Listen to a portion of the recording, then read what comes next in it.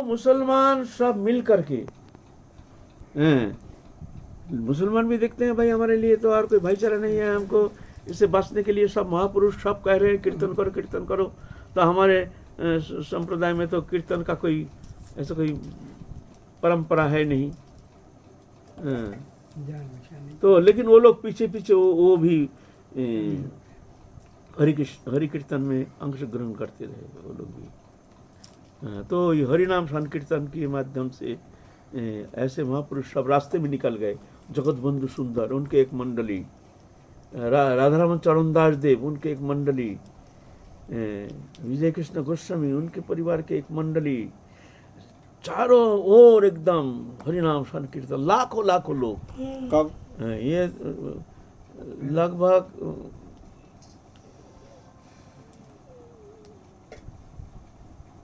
1900 की, लगभग 1900। अभी तो 2021 चल रहा है ना, 1900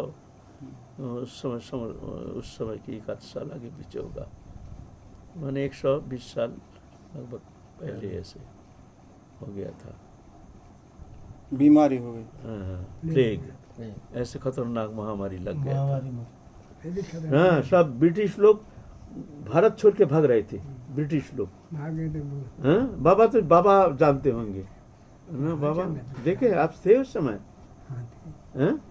बच्चे थे 10-11 बरस। आवाज आती थी कहाँ कहाँ हो रहा है, आवाज आती प्रांत में कहाँ कहाँ। बाबा का तो 107 साल उम्र है ना, डर के मारे केवाड़ी बंद करके भाग जाते थे। बाबा को पता है। झोपड़ी लगाते थे, झोपड़ी गाँव के बाहर। कोई समय आ गया है, वही समय आ गया है, वही समय आ वही आ गया। कितने ये मकान बन रहा है, बिल्डिंग बन रही है।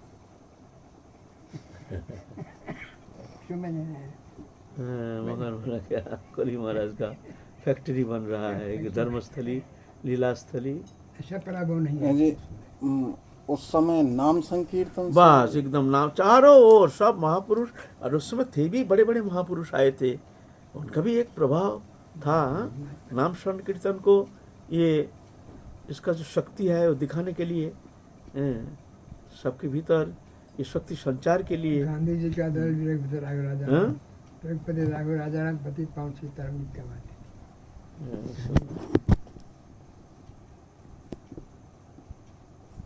सुभाष चंद्र शास्त्री में आए थे। हाँ, वो थे बंगाल। आप नेताजी सुभाष को देखे हैं?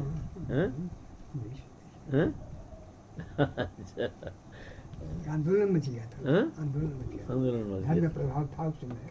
भगवान बचाएंगे, लोग जानते थे। आप विवेकानंद को देखे हैं? उसमें रविन्द्रनाथ टैगोर भी था। गीतांजलि। उस समय आए थे बड़े बड़े महापुरुष सब, उन लोगों के प्रभाव से दिखाए हैं जो देखो हरिनाम संकीर्तन के कितना शक्ति, कितना प्रभाव है। ये शिक्षा देने के लिए नाम संकीर्तन के द्वारा समस्त व्याधि हटाने में समर्थी महापुरुष थे।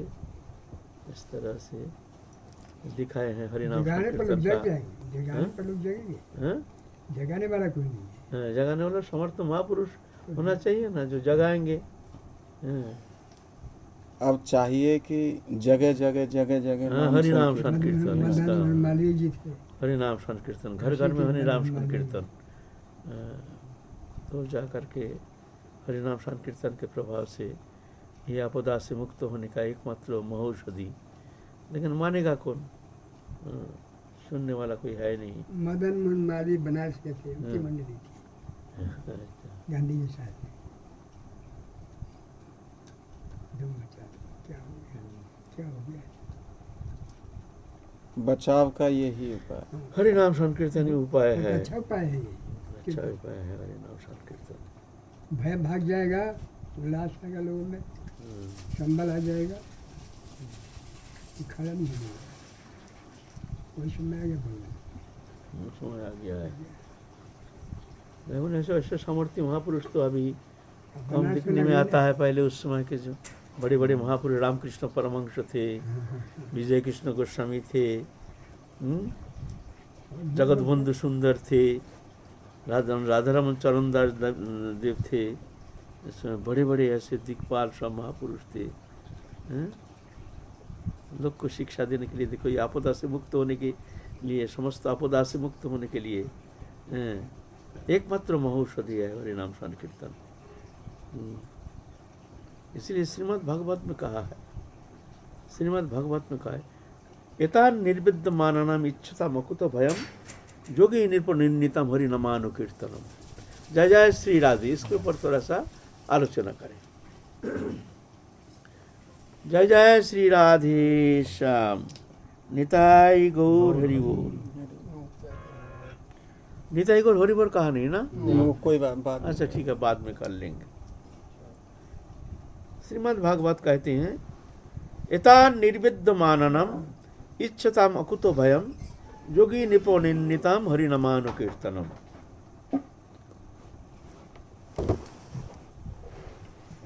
मनुष्य जीवन में 3 प्रश्न है, इसके समाधान के लिए सब मनुष्य प्रयत्न करते हैं। ये 3 प्रश्न है, साधक जीवन में जो भगवत भजन करना चाहते हैं, इस जन्म में भगवत कृपा से भगवत सान्निध्य प्राप्त करके मनुष्य जीवन सार्थक करने के लिए प्रयत्न करते हैं, उनके जीवन में प्रश्न है एतान निर्विद्य माननम।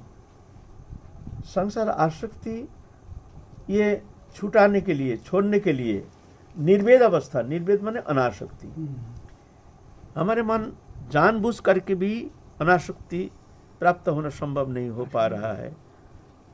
विवश होकर हम आसक्त हो जाते हैं, आसक्त होकर संसार चक्र में हम घूम रहे हैं। जानते हैं आसक्ति ही बंधन का कारण, ये बंधन से हम किस तरह से मुक्त हो सकते हैं, जानते हैं ये बंधन का कारण, ये नहीं जानते नहीं है, लेकिन छोड़ नहीं पाते हैं। एक विवशता, विवश करके जैसे आकर्षित करके हमको संसार चक्र में मोहित करके हमको संसार चक्र में जाने के लिए हमको मजबूर कर रहा है।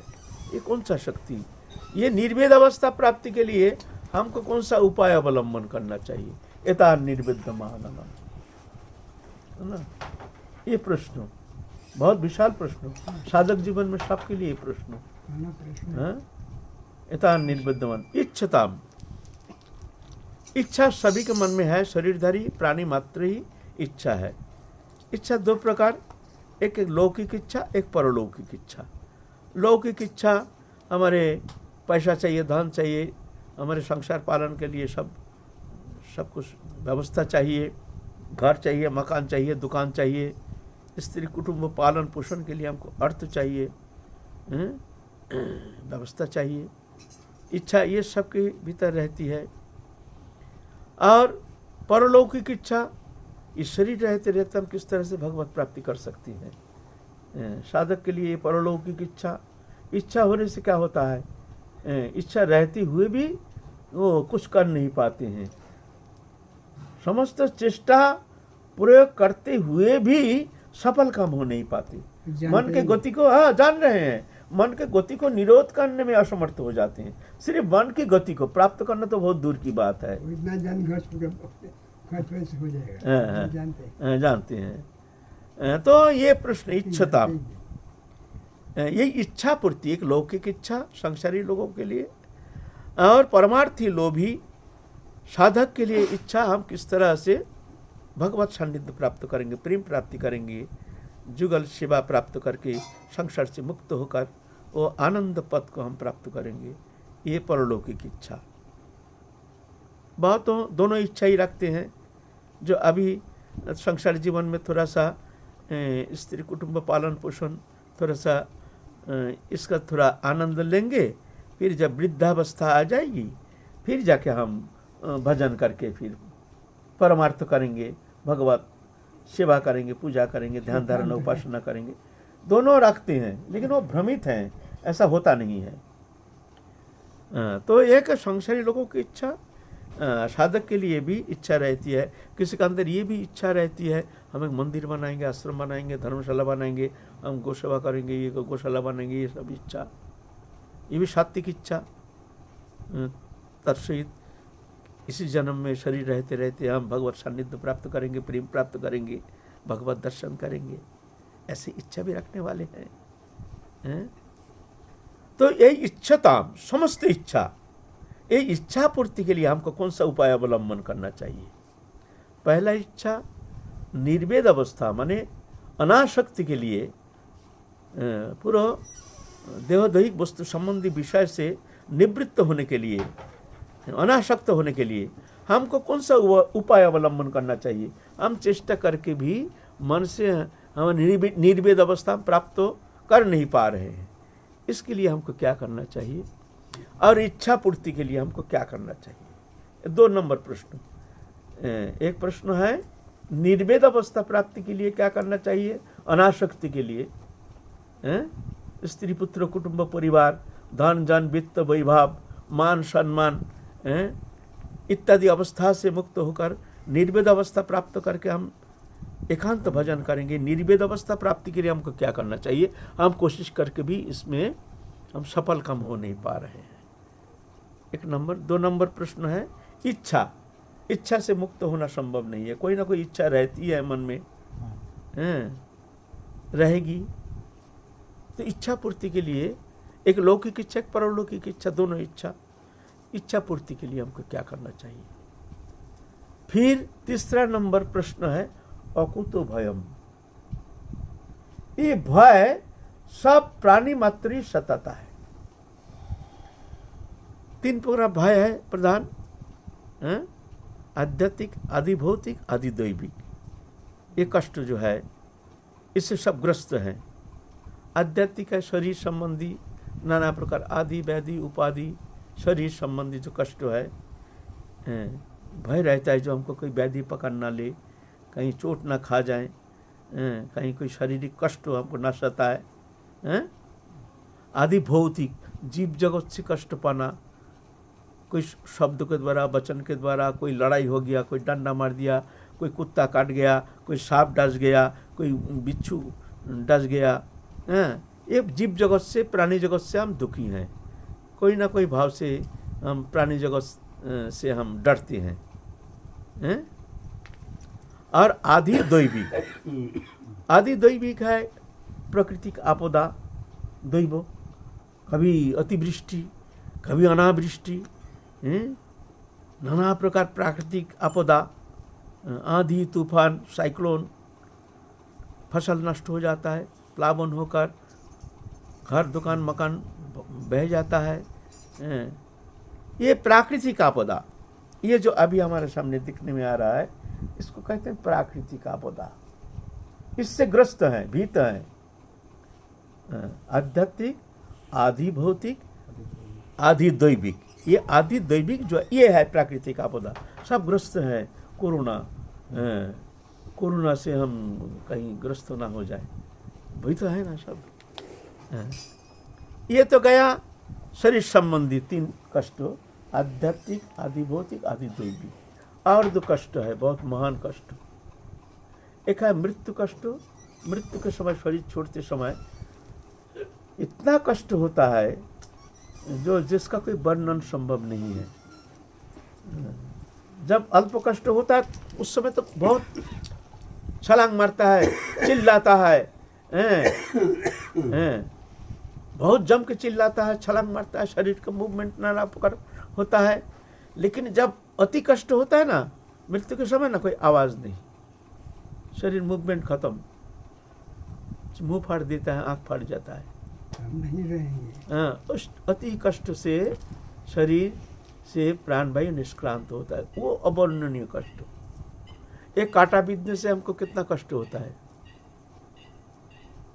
एक कांटा। और मान लो शरीर से हमारे जो तादात्मता, चेतन सत्ता, ये प्राणवायु, प्राण अपन समान उदान बैन ना कर्म की कर देवदत्त धनंजय, ये 10 वायु हमारे भीतर है।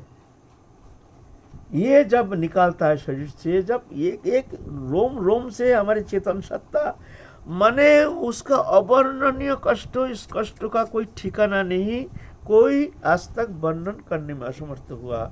जो मृत्यु के समय कितना कष्ट होता है, एक चोट खाने से कितना कष्ट हो, हाथ टूट जाने से कितना कष्ट हो, कितना, ये तो देख रहे हैं, लेकिन मानो उस समय भी प्राण छूटता नहीं है, तो प्राण छूटते समय कितना कष्ट होता है।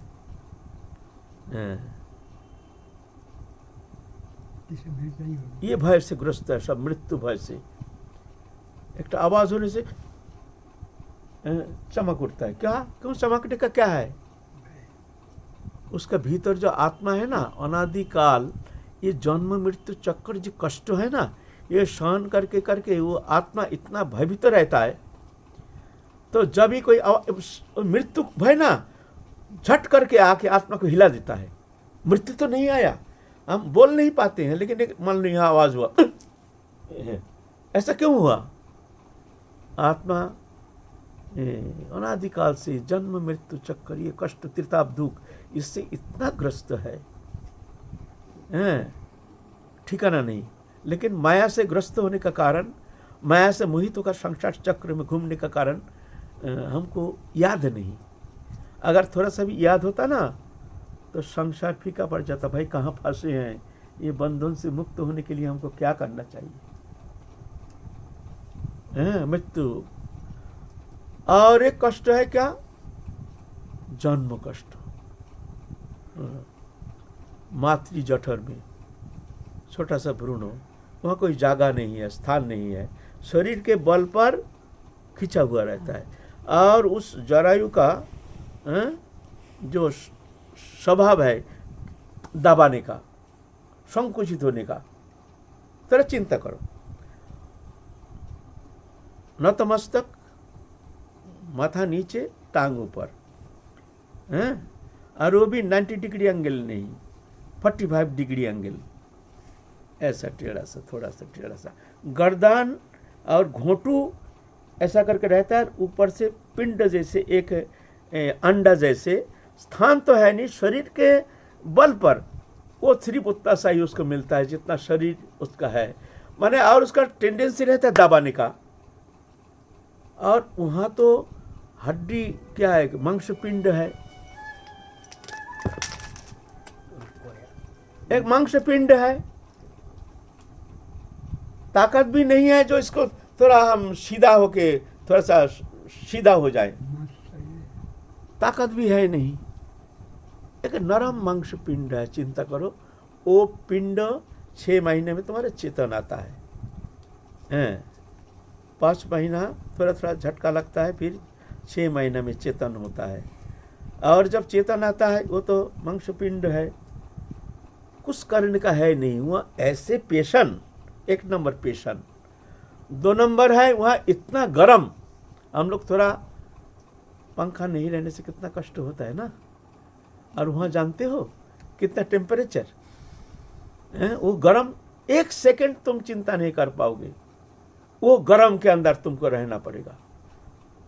अब गर्म, उसके अंदर क्लेद है, क्लेद तुमको इतना चिपका हुआ रहता है जो उसी में एकदम तप्त पिंजर में, और क्लेदक तो माने जैसे कीचड़ लगा हुआ है सारा शरीर में, और स्लीपरी है, बहुत स्लीपरी।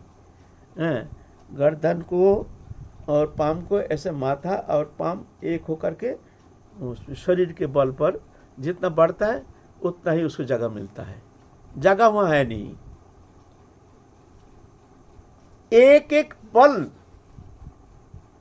एक एक जुग से भी ज्यादा कष्ट होता है उसको।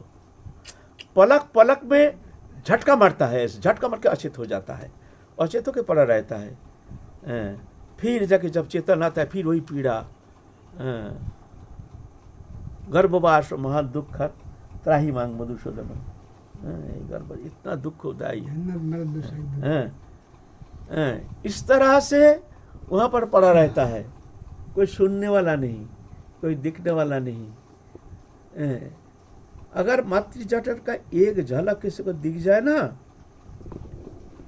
वो समस्त सुख फीका पड़ जाएगा।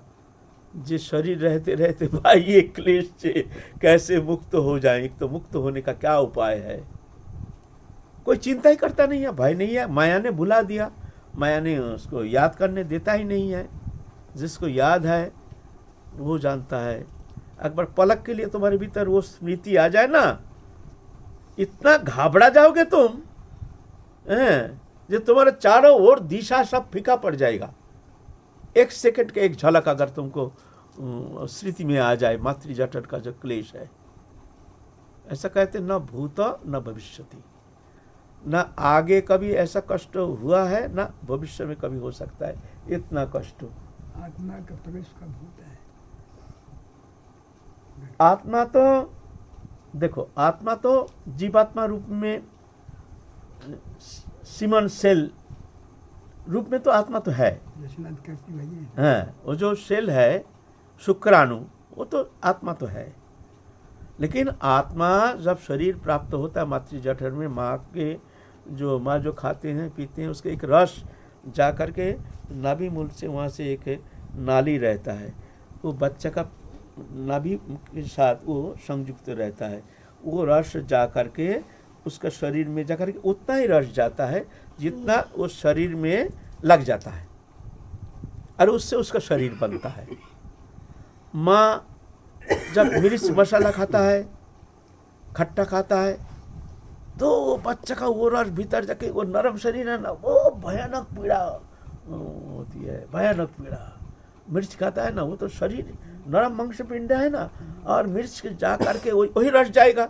मिर्च खाया है तो मीठा तो नहीं जाएगा, मिर्च का रस ही जाएगा, जो खाएगा वही रस जाएगा। वो जाके उसके शरीर में भयंकर जलन पैदा करता है, घूम जाता है वो जड़ायु के अंदर। कभी कभी चेष्टा करता है इधर उधर थोड़ा सीधा होने के लिए, लेकिन उतना क्लिदाक तो रहने के कारण घूम जाता है, घूमता रहता है, कभी इधर कभी उधर।